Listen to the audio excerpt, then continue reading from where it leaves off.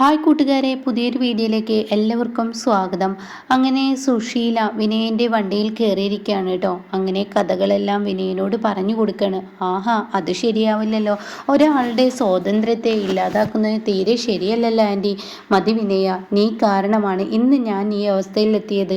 അത് കേട്ടോടെ തന്നെ വിനയം പറയണേ, ആൻറ്റി എൻ്റെ ജോലിയുടെ ഭാഗമായാണ് ഞാൻ ഓരോ കാര്യങ്ങൾ ചെയ്തത്. എനിക്കത് ചെയ്തു കൊടുക്കാൻ തിരിക്കാൻ പറ്റില്ല. എനിക്കിപ്പോൾ പണമാണ് ആവശ്യം. എന്തായാലും അച്ഛൻ ഇങ്ങനെയൊക്കെ ചെയ്യുന്നു ഞാൻ ഒരിക്കലും പ്രതീക്ഷിച്ചില്ല എന്നൊക്കെ പറയുമ്പോൾ ഉടൻ തന്നെ പറയണേ, എൻ്റെ മകനെ ആ അനുപമയും ആ അനന്തം മാഷൻ എന്ന് പറയുന്ന അച്ഛനെന്ന് വിളിക്കുന്ന അങ്ങേരും കൂടിയാണ് എൻ്റെ മകനെ ഇങ്ങനെ ആക്കിയത്. എന്നെ എന്തുപോലെ നോക്കിയിരുന്ന, എൻ്റെ ഇഷ്ടങ്ങൾക്ക് മാത്രം ജീവിച്ചിരുന്ന ഇന്ന് എൻ്റെ 3 മക്കളും അവൾക്കൊപ്പം അച്ഛനൊപ്പമാണ് അവിടെ ഇരുന്ന് സംസാരിക്കുന്നത് എന്നൊക്കെ ഇങ്ങനെ പറയാൻ കേട്ടോ. അപ്പോഴത്തേക്ക് കേട്ടോടെ തന്നെ വിനയം പറയണേ, അല്ല ആൻറ്റി എന്തിനിപ്പോൾ ഈ അമ്പലത്തിൽ നിന്ന് ഇറങ്ങിപ്പോയത്? ഞാൻ പറഞ്ഞല്ലോ എനിക്ക് ഒരാളെ കാണണം. ആരെ, ഹർഷയാണോ? അതെങ്ങനെ വിനയ നിനക്ക് മനസ്സിലായത്? അല്ല, ആൻറ്റിക്കും മക്കൾക്കിടയിൽ ഇപ്പോൾ ഇത് തന്നെയാണല്ലോ പ്രശ്നം. അത് കേട്ടോടെ തന്നെ വിനയ, നീ ഊഹിച്ചത് ശരി തന്നെയാണ്. എനിക്കും ഈ പറയുന്ന എൻ്റെ മക്കൾക്കിടയിലും ഹർഷയെ ഞാൻ കാണാൻ പാടില്ല. എന്നെ ഉപദേശിക്കുന്നത് നേരാക്കുന്നത് ഹർഷയാണെന്നാണ് പറയുന്നത്. അപ്പോൾ ഹർഷയുടെ ഓരോ കാര്യങ്ങൾ പറഞ്ഞാണ് ഞാൻ ഇതൊക്കെ ചെയ്യുന്നത്. അപ്പോൾ അതുകൊണ്ട് തന്നെ ഞാൻ ഹർഷയെ കാണാൻ പോവാന്ന് പറയാൻ കേട്ടോ. അപ്പോൾ അത് കേൾക്കുന്ന വിനയം പറയാം, അയ്യോ എനിക്കെന്തായാലും ആൻറ്റി ഇപ്പോൾ ഹർഷയുടെ അടുത്തോട്ട് എത്തിക്കുക. എന്താ വിനയ, പ്ലീസ് വിനയ, എന്നെ തിരക്കി ഇന്ദ്രൻ അവിടെ തിരഞ്ഞ് നടപ്പുണ്ടാവുമെന്ന് പറയുമ്പോൾ ഇന്ദ്രനെയാണ് കേട്ടോ കാണിക്കുന്നത്. ഇന്ദ്രൻ തൻ്റെ അമ്മയുടെ ചെരുപ്പ് അവിടെ ഇല്ല. അപ്പോൾ അതുകൊണ്ട് തന്നെ അമ്മ ഇങ്ങോട്ടേക്ക് പോയി എന്നറിയാതെ ഇന്ദ്രൻ ആകെ 4 പുറം ഞെട്ടോട്ട് ഓടുകയാണ് കേട്ടോ. പിന്നീട് ഇന്ദ്രൻ തൻ്റെ ഫോൺ എടുത്ത് പെട്ടെന്ന് സോനയ്ക്ക് വിളിക്കുകയാണ്. അങ്ങനെ സോനയോട് കാര്യങ്ങൾ തിരക്കാണ്. അപ്പോൾ സോന പറയണേ, ഇല്ല അമ്മ അങ്ങോട്ടേക്ക് വന്നിട്ടില്ല എന്ന സത്യം വെളിപ്പെടുത്താണ് കേട്ടോ. ഇതോടുകൂടി അനുപമ അത് കേട്ട് വരികയാണ്. അപ്പോൾ അനുപമ ഉടൻ തന്നെ പറയാണ്, ഇന്ദ്രേട്ടാ ഞാനൊരു കാര്യം പറയട്ടെ, അമ്മ പോയിരിക്കുന്നത് ഈ അമ്പലത്തിലോട്ടൊക്കെയുള്ള പോക്ക് എന്ന് പറഞ്ഞ് തന്നെ പോയിരിക്കുന്നത് ഈ പറയുന്ന ഹർഷയെ കാണാനാണ്. അത് കേൾക്കുന്ന ഇന്ദ്രൻ പറയണ, ഓഹോ അങ്ങനെയാണോ, ഇന്നത്തോടു കൂടി അമ്മയുടെ ഹർഷയുടെ അടുത്തോട്ടുള്ള പോക്ക് ഞാനങ്ങ് ഇല്ലാതാക്കി തരാമെന്ന് പറയണം കേട്ടോ. അങ്ങനെ ഈ സമയമാണെങ്കിലോ ഹർഷയുടെ അടുത്തോട്ടുള്ള ആ പോക്ക് ഇല്ലാതാക്കണമല്ലോ.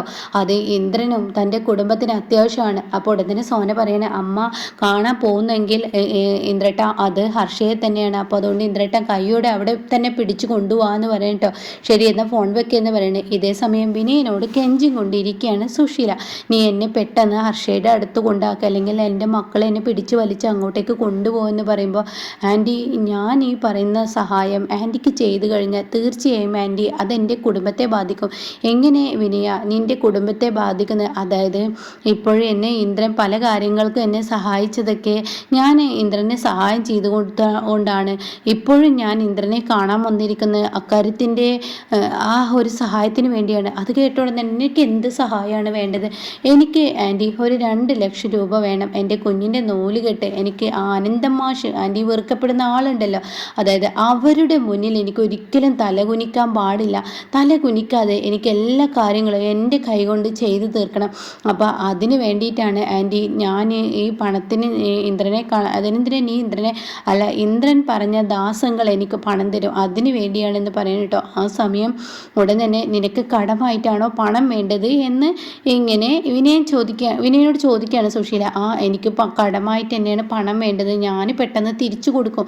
ഇപ്പോഴെനിക്ക് അവർക്ക് മുന്നിൽ വലിയ ആളായി നിൽക്കാൻ വേണ്ടിയും കൂടിയാണ് എന്നൊക്കെ ഇങ്ങനെ പറയുമ്പോൾ ഉടൻ തന്നെ ശരി നീ എൻ്റെ കൂടെ വാ, എന്ന ഒരു വഴി ഞാൻ പറഞ്ഞു തരാം, ഹർഷയോട് പണം ചോദിക്കാമെന്ന് പറയട്ടെ. ഇനിയിപ്പോൾ എന്നെ തൽക്കാലം അവിടെ ആരും കാണേണ്ട, നീ എന്നെ അവിടെ നിന്ന് ഇറക്കി വിടുമെന്ന് പറയണം. അങ്ങനെ ഹർഷയുടെ വീട്ടുമുറ്റത്ത് വിനയനെ ഇറക്കി വിടേണ്ട. അപ്പോൾ വിനയൻ ഇറങ്ങി പോകുന്ന വഴിക്ക് ആൻറ്റി തന്ത്രങ്ങൾ അറിയാവുന്ന ആളാണ്, എന്നാൽ അതിനനുസരിച്ച് കുതന്ത്രവും എനിക്കറിയാം. അപ്പോൾ അതുകൊണ്ട് ആൻറ്റി എന്നെ ലക്ഷ്യം നിറവേറുന്നത് വരെ ഉപയോഗിച്ചതാണെങ്കിൽ ആൻറ്റി എനിക്ക് പണത്തിൻ്റെ കാര്യത്തിൽ അതിനൊരു തീരുമാനം ഉണ്ടാക്കണം കേട്ടോ. ഞാനിപ്പോൾ ഇന്ദ്രനെ വെറുപ്പിച്ചിട്ടാണ്, അതിന് നീയാണ് എന്നെ കൊണ്ടുവന്നതെന്ന് ഒരിക്കലും അറിയില്ല വിനയ, നീ പേടിക്കണ്ട, നിനക്ക് പണമില്ല അത് ഞാൻ തരാമെന്ന് പറയണേ. അങ്ങനെ നീ പോയിക്കോ വിനയ, ഇനി നീ ഈ വണ്ടിയുമായി ഇവിടെ നിൽക്കുന്നത് കണ്ടാൽ ഒരു പക്ഷേ ആരെങ്കിലും ഇങ്ങോട്ടേക്ക് ശ്രദ്ധിച്ചു വരും, അതുകൊണ്ട് നീ പോയിക്കോ, നിനക്കുള്ള പണം ഹർഷൻ എൻ്റെ കൈകളിൽ എത്തിച്ചു തരുമെന്ന് പറയും. ഉറപ്പാണ് ആൻറ്റി? ഉറപ്പ് തന്നെ എന്ന് പറഞ്ഞ് വിനയനെ പറഞ്ഞു വിടണം കൊടുക്കുകയാണ്. ഇതേ സമയം വിനയൻ അങ്ങ് പോവാണ്. എന്നാൽ ഈ സമയം ഹർഷയുടെ അടുത്തോട്ട് ഓടി ചെല്ലാണ് സുശീല. അങ്ങനെ വാതിൽ തുറന്നോടും തന്നെ കുഞ്ഞമ്മക്ക് സുശീലയെ കാണുമ്പോൾ പിടിക്കുന്നില്ല. ഇതെന്താ സുശീല ഈ വഴി, അതെന്താ എനിക്ക് ഇങ്ങോട്ടേക്ക് വരാൻ പറ്റില്ലേ? അപ്പോഴേക്കും ഹർഷയ്ക്ക് ദേഷ്യം പിടിക്കണം. ഹർഷ ചോദിക്കുകയാണ്, എന്തിനാ നിങ്ങൾ വെറുതെ ആവശ്യമില്ലാത്ത കാര്യങ്ങൾ ചോദ്യം ചെയ്യുന്നത് എന്ന് പറഞ്ഞിട്ട് ഹർഷ വീണ്ടും ഒച്ചയെടുക്കുകയാണ്. അങ്ങനെ അവിടെ നിന്ന് പോവുകയാണ്. അവിടെ രവി ആണെങ്കിൽ ഉണ്ടാവില്ല. അപ്പോൾ അതുകൊണ്ട് തന്നെ തനിക്കൊന്നും പറയാനും പറ്റത്തില്ല. അങ്ങനെ ഹർഷ പറയണ, ആൻറ്റി എന്താ ഇപ്പോൾ പഴയതുപോലെ ഞാൻ വിളിച്ചാൽ ഫോൺ എടുക്കുകയോ അതുപോലെ എന്നെ വിളിക്കുകയോ ഒന്നും ചെയ്യാത്ത, എൻ്റെ അടുത്തോട്ട് വരികയൊന്നും ചെയ്യാത്ത എന്താ മോളെ ഹർഷ്, ഞാനിപ്പോൾ വീട്ടു തടങ്കലിലാണ്. ഞാൻ പുറത്തോട്ട് പോകുമെന്ന് കരുതി എൻ്റെ മക്കൾ ഗേറ്റ് പൂട്ടിയിടുകയാണ്. എനിക്ക് അങ്ങോട്ടോ ഇങ്ങോട്ടോ പോവാനാണെങ്കിൽ ഒരു കാവൽ നായയെ പോലെ എൻ്റെ പിന്നാലെ ഒരാളുണ്ടാവും. എന്തൊക്കെയാണ് ആൻറ്റി ഈ പറയുന്നത് കേൾക്കുന്നത്? ആൻറ്റിയുടെ സ്വാതന്ത്ര്യം നഷ്ടപ്പെടുത്തി ആൻറ്റിയെ ജയിൽ ജീവിതം പോലെ മുന്നോട്ട്. ഇതിൽ നല്ലത് ജയിലായിരുന്നു. ജയിലിൽ ഇങ്ങനെ ഒരു പ്രശ്നം എനിക്കുണ്ടായിരുന്നില്ല. ഇതിപ്പോൾ ഞാൻ എന്ത് ചെയ്യുന്നു, ഞാൻ എങ്ങോട്ട് പോകുന്നു, ഞാൻ ആരെ വിളിക്കുന്നു എന്നൊക്കെ നോക്കി എൻ്റെ 3 മക്കളും എന്നെ നോക്കിയിരിക്കുകയാണ്. ഇതൊക്കെ അനുപമ പറഞ്ഞു കൊടുത്ത തന്ത്രങ്ങളാണ്. അതുകൊണ്ട് നീ എന്നെ രക്ഷിക്കണം ഹർഷേ. ഈ ഊരാക്കുടിക്ക് നിന്നും എങ്ങനെയെങ്കിലും നീ എന്നെ രക്ഷിക്കണം. ഇപ്പം എങ്ങനെയാണ് ആൻറ്റി എൻ്റെ അടുത്തോട്ട് എത്തിയതെന്ന് ചോദിക്കുമ്പോൾ അതൊക്കെ ഞാൻ പറയാം. ഞാനിപ്പോൾ വന്നിരിക്കുന്നത് അമ്പലത്തിലോട്ടെന്ന് പറഞ്ഞ് ഇന്ദ്രനെയും കൂട്ടിയാണ് ഞാൻ അമ്പലത്തിലോട്ട് വന്നത്. ആ സമയം വിനയനെ അവിടെ വെച്ച് യാദൃശികമായി കണ്ടു. വിനയനാണെങ്കിൽ ഇന്ദ്രനെ കാണാൻ വന്നിരിക്കുകയാണ്. അവന് പണത്തിൻ്റെ ആവശ്യം എന്തൊക്കെ അവൻ പറഞ്ഞു. ഇതുവരെയുള്ള കാര്യങ്ങളൊക്കെ ആ വിനയനല്ലേ ആൻറ്റിയെ ഇപ്പോൾ ഈ ഒരു അവസ്ഥയിലോട്ട് എത്തിച്ചത്. അതൊക്കെ ശരിയാണ്. പക്ഷെ ഇപ്പോൾ എന്നെ സഹായിച്ച് നിൽക്കുന്നത് വിനയനാണ്. അവൻ അങ്ങോട്ടും മറിയും ഇങ്ങോട്ടും മറിയും, അങ്ങനെ ഒരു സ്വഭാവക്കാരനാണ്. അതുകൊണ്ട് ഞാൻ അതൊന്നും നോക്കിയില്ല ഹർഷേ. ഞാൻ എൻ്റെ അടുത്തോട്ട് എത്താൻ വേണ്ടി ഞാൻ ഇതൊക്കെ ചെയ്തതാണ്. അപ്പോൾ ഹർഷ ഒരു നിമിഷത്തേക്ക് മിണ്ടാതാവുകയാണ് കേട്ടോ.